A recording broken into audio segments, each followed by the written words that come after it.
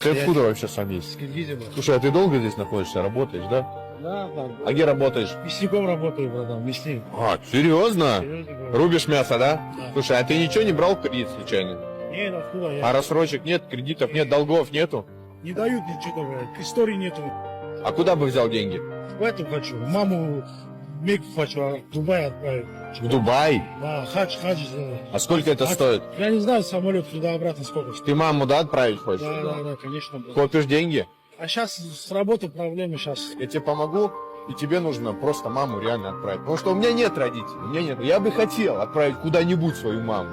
Но, к сожалению, я тебе отдаю $1000, чтобы ты начал собирать туда еще маме. Этого хватит, согласен?